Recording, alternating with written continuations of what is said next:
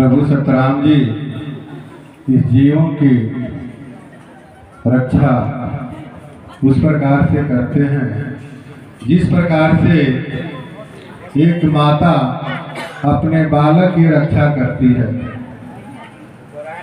तो जो माता अपने बालक की रक्षा करती है, बालक उसको कहते हैं जो 2 साल 3 साल का जो बच्चा होता है, जो अबोध बच्चा होता है, वह अपने माता के ऊपर ही आश्रित रहता है, दूसरा कुछ वो नहीं जानता है।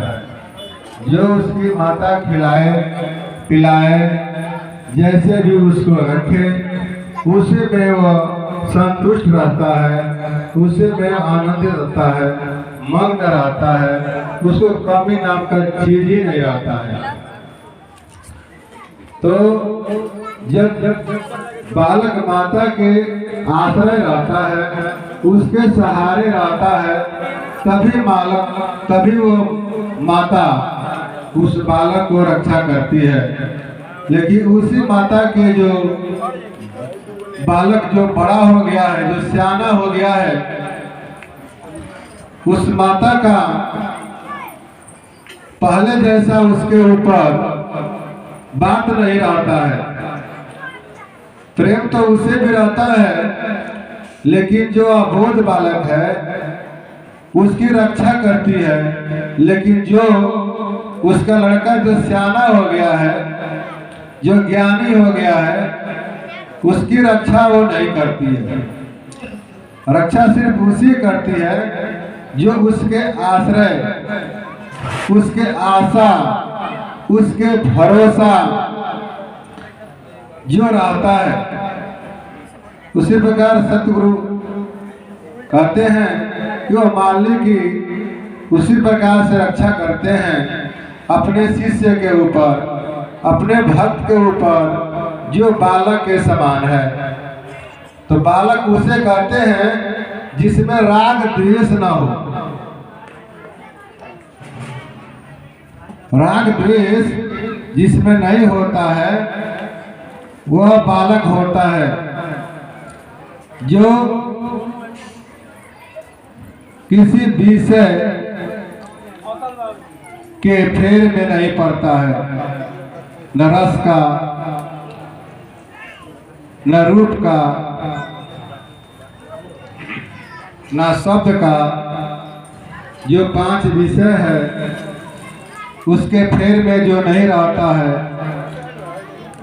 प्रभु मालिक की कृपा से उसके प्रारब्ध में जो कुछ उपलब्ध है उसी में संतुष्ट है, उसी में वो मग्न है, मालिक की कृपा जान करके, और उसी में अपना जीवन यापन करता है। और मालिक के आस भरोसा विश्वास पर जब वो रहता है तब मालिक उसकी रक्षा करते हैं बालक के समान। तो जो बालक है तो भक्त को पहले तो बालक बनना चाहिए। जो शिष्य है, भक्त है, अगर वो अपने को ज्ञानी समझता है, अगर अपने को बड़ा समझता है, अपने को धनवान समझता है, बलवान समझता है, तो जानिए जब मालिक की कृपा उसके ऊपर नहीं होगी। उसकी कृपा कब होगी? जब मालिक कहते हैं कि वह बालक की अवस्था में आवे, भरोसा भी मालिक का हो, आशा भी मालिक का हो, बल भी मालिक का हो, तब मालिक उसके ऊपर रक्षा करते हैं।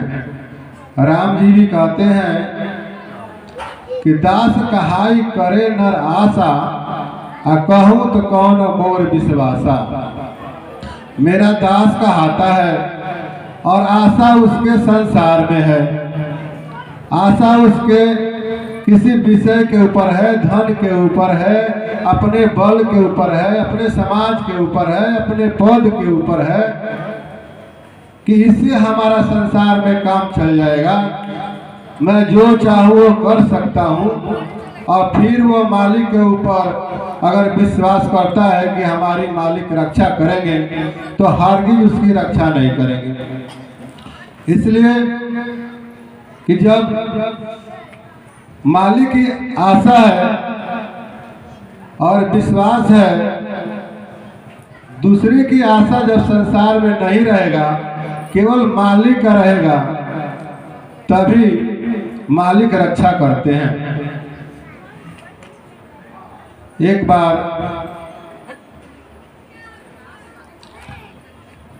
नारद जी को अहंकार हो गया और अहंकार के बस अहंकार में उनको ये नहीं लगा कि हम क्या कर रहे हैं, तो वो गए शंकर जी के पास और जाकर कहे कि मैं कामधेनु को जीत ले आऊंगा। तो शंकर जी कहे तो भाई अच्छी बात नहीं है, भगवान के भक्त हैं। उसके बाद वो विष्णु भगवान के पास गए, उन्होंने भी ऐसे ही कहा। तो भगवान देखे कि हमारे जो भक्त है, अनयन जो भक्त है, उसको माया पकड़ ली है, उसको अहंकार हो गया है। उन्होंने उसको अहंकार छुड़ाने के लिए, उसके कल्याण के लिए एक नगरी बना दी और नगरी में एक स्वयंवर रचा दिए विश्व सुंदरी का। उसी राह से जा रहे थे नारद जी। नारद जी ने देखा कि यहाँ पर स्वयंवर है, तो वहाँ पर जा करके देखे तो वह युवती बहुत सुंदर थी। देख करके वह मोहित हो गए। तो सोचे कि हमारा रूप तो उतना सुंदर नहीं है कि हमसे वह शादी करेगी, क्यों न हम चल करके भगवान से ही उनका रूप मांग लें कि भगवान का जो रूप है वह बहुत ही सुंदर है, और वह रूप हमको जब मिल जाएगा तो हमारी शादी इस सुंदरी से हो जाएगा।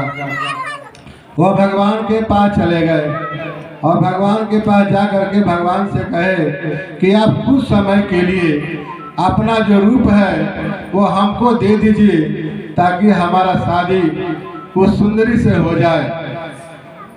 तो भगवान की तो सब लीला ही था। भगवान कहे गए मस्तु जाओ, मैं तुमको देता हूँ। तो यह समझे कि हमको रूप मिल गया और वहां से वो चल दिए। आकर के वो स्वयंवर में बैठ गए। जहाँ वह जयमाला पढ़ने वाला था, वहाँ बहुत सारे राजा लोग आए हुए थे। उसी बीच में आगे जाकर के बैठ गए कि पहले आएगी तो हमको ही माला इधर पहना देगी। लेकिन जब वह सुंदरी माला लेकर के आई तो इनके पास आकर के अपनी मुंह उधर घुमा ली और दूसरे लाइन में चली गई। फिर जा करके उस लाइन में बैठ गए तो उधर से भी मुंह घुमा करके वो दूसरे लाइन में चली गई और फिर लास्ट में जा करके दूसरे राजा के मुंह माला पहना दी। ये सोचे कि हमारा इतना सुंदर रूप, भगवान का रूप हमको और हमको यह नहीं पहनाई, तो उनको गुस्सा आने लगा। वहीं पर शंकर जी के गौण लोग थे। कहे कि गुस्सा क्या कर रहे हैं, पहले अपने चेहरा तो देखिए कि आपका चेहरा कैसा है। यह जल है, इस जल में आप झांक करके देख लीजिए। तो जब वो जल में झांक करके देखे तो उसमें उनका जो चेहरा था वो बंदर का था। और बंदर का चेहरा देख करके उनको बहुत ही गुस्सा आया और वहां से सीधे वो बात उनकी गुस्सा में चले और जा रहे थे भगवान से भेंट करने के लिए कि भगवान उधर से रास्ते में ही आ रहे थे। तो भगवान जब मिले तो भगवान से जा करके गुस्से में कहे कि आज जिस तरह से आप हमको एक स्त्री के वियोग में आज हमको तड़पाए हैं, उस तरह से मैं श्राप देता हूँ कि आप भी जाकर के मृत्युलोक में स्त्री के लिए आप तड़पेंगे। तो भगवान कहे कि है मस्तु, ऐसा ही होगा। उसके बाद से भगवान विष्णु ने अपनी माया खींच लिया। तब वो देखते हैं कि शायद हमने कुछ गलती कर दिया, तो भगवान से अब वो माफ़ी मांगे कि जो हमसे गलती हो गया उसको माफ़ कर दीजिए। भगवान कहे कि इसमें तुम्हारा कोई गलती नहीं है, और जो श्राप है उसको हमको स्वीकार है। तो जब राम जी अयोध्या में आकर के और सीता का जब हरण हो गया था और वन वन राम जी जब घूम रहे थे, तब नारद जी आकर के और उनसे भेंट किए, तो देखे कि हमारे कारण भगवान को कितना कष्ट उठाना पड़ रहा है। तो समय पा करके भगवान से भेंट किए और कहे कि हे प्रभु, आप कृपा करके यह बताइए कि जब मैं ब्याह करने को चाह रहा था तब आप ब्याह हमारा क्यों नहीं करने दिए। तभी भगवान कहे कि करू सदा तिनकी रखवारी, अजिमी बालक राखे मातारी। तुम हमारे अनैन भक्त हो और तुम को देखते हैं कि तुम जाकर के आगे में हाथ डाल रहे हो, उसी प्रकार से तुम्हारा हाथ जल जाता, इसलिए हम तुमको उस नाश से तुमको बचाया, तुम्हारा कल्याण किया, नहीं तो तुम उस अहंकार में पड़ करके तुम्हारा नाश हो जाता। तुम मेरे अनैन भक्त हो, इसलिए तुम्हारे भलाई के लिए हमने तुमको यह तुम्हारा जो मोह है, जो अहंकार था, उसको हमने छोड़ाया। तब उनको लगा कि जो हमने किया वह बहुत ही गलती किया। तो जिस तरह से माता अपने बालक, जो अबोध बालक है, वह कभी आग में जाके कभी दिया को पकड़ लेगा, कभी चाकू उठा लेगा, कभी कुछ उठा के खा लेगा, तो माता का ख्याल हमेशा बालक के ऊपर आता है कि कहीं कुछ गलती न कर दे, तो उसका ध्यान हमेशा उसके ऊपर आता है। उसी प्रकार से जो भक्त हैं, जो शिष्य हैं, जो सच्चे मन से एक आशा, भरोसा और विश्वास करके उस मालिक का नाम का सुमरन भजन करते हैं, तो मालिक का ख्याल हमेशा ही उस शिष्य के ऊपर, उस दास के ऊपर हमेशा रहता है कि कहीं हमारा यह शिष्य कोई गलती ना कर दे, जिससे इसको आगे चल करके ज़्यादा कष्ट उठाना पड़े। इसलिए जब वह कोई गलती करता है तो करने वाला शिष्य तो ये समझता है कि जो हम कर रहे हैं उसमें बहुत हमको फायदा है, हमको बहुत सुख है उसमें, लेकिन मालिक देखते हैं कि जो कर रहा है यह आगे चल कर इसको बहुत ही कष्ट होने वाला है, इसलिए उसको काम को वहीं पर रोक देते हैं। तो वह समझता है कि मैं इतना सत्संग करता हूँ, इतना सेवा करता हूँ, इतना राम नाम के भजन करता हूँ, और हमारा काम कैसे खराब हो गया, तो उसकी भावना खराब होने लगता है। तो ये समझना चाहिए कि जो काम हमारा बिगड़ गया वो सतगुरु की कृपा है कि उतना ही में हमारा कल्याण होगा, और नहीं तो आगे चल करके हमको इसको कई गुना हमको तकलीफ दुख भोगना पड़ता है। तो जब सतगुरु का सिमरन भजन जब हम लोग करेंगे, तब उस मालिक की कृपा जब रहेगी, और नहीं तो अगर यह जीव मालिक का सिमरन भी करता है, भजन भी करता है, लेकिन संसार में इसका आशा लगा हुआ है कि इससे धन से हमारा काम चल जाएगा, यह मिल जाएगा तो हमारा काम चल जाएगा, तब उसका कल्याण मालिक नहीं करते हैं। और नहीं जो उसका शिष्य है अपने को समझे कि मैं बहुत ज्ञानी हूँ, तो जो ज्ञानी होता है उसके ऊपर भी मालिक की कृपा नहीं होती है।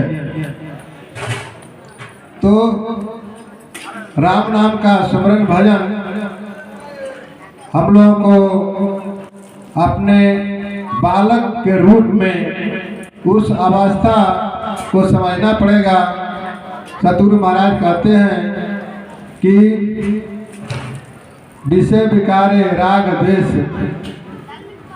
नहीं गोदी बालक जैसे, विषय विकारे और राग द्वेष नहीं गोदी बालक जैसे, उस तरह से हम लोगों को रहना है। मन न डिगे आ डिगे तन कैसे, खटरस नवरस अनरस उल्टी माहुर तैसे, आ मन न डिगे त डिगे तन कैसे। तो बालक का हम लोगों का अवस्था आना चाहिए, राग द्वेष किसी से नहीं होना चाहिए, विषय विकार भी नहीं होना चाहिए। विषय विकार यह काल का फंदा है। विषय महाविष विषय जानो, अस्त्र काल के स्वादे मानो, उल्टा ज्ञान भ्रम जकड़ी, बंधन ज्योति जगत रसरी। अगर विषय विकार आपके अंदर आता है तो जो 5 विषय है रूप रस गंध स्पर्श, यह काल का फंदा है। लेकिन जीव ज्ञानी होने से इसको समझ नहीं पाता है और काल इसी विषय के फंदे में जीव को पकड़ करके और 84 लाख जोनियों में डाल देता है। यह विष के समान बताया गया है, जैसे स्वीट पॉइजन कहा जाता है। स्वीट पॉइजन वह जहर होता है लेकिन खाने में मीठा होता है। आप खाते जाइए आपको मालूम नहीं पड़ेगा, लेकिन जब खा लेंगे कुछ दिन फिर जाकर के आपको ऐसी बीमारी होगी कि उससे आपका छुटकारा नहीं होता है। उसी प्रकार यह विषय है संसार का, संसार के विषय का भोग की आशा नहीं करना चाहिए। ये नहीं है कि हमको यह जीव का जो रस है, जीव का रस भी लेना चाहिए और कान का स्वाद भी लेना चाहिए, नाक का सुगंध भी लेना चाहिए और जो रूप है उसको भी देखना है। यानी करना सब है लेकिन उसके अंदर आसक्ति नहीं रखना है। जैसे दुर्वासा जी थे, उनको गोपियों ने मालपुआ ले करके बहुत सारा दिया और सब मालपुआ वो खा गए, रसगुल्ला रसगुल्ला सब खा गए। गोपियों ने पूछा कि कैसा लगा, तो वो कहे कि हम तो खरीदे नहीं किए। तो कहे कि आप तो बहुत ही झूठ है, हम लोग के सामने सब खा गए और आप कहते हैं कि हमने कुछ नहीं खाया। तो कहते हैं कि हमारी चाहना तो दूध खाने का था, ये सब नारायण खाया। यानी जो भी आप लोग यह मालपुआ स्वादिष्ट बनवा करके लाए थे यह शरीर खाया, लेकिन हमारी चाहना नहीं है खाने का। तो जो हम खाए नहीं है, जो खाया ये शरीर खाया, यह नारायण भगवान खाए, हमने तो नहीं खाया। इसलिए चाहना जो है हम लोगों का किसी विषय में नहीं होना चाहिए। चाहना सिर्फ राम नाम का होना चाहिए। राम नाम के चाह करिए। महाराज जी कहे हैं कि चाहे राम नाम के सुधार मतिया, अचुनर काहे न रंगवलू गुलाबी पतिया।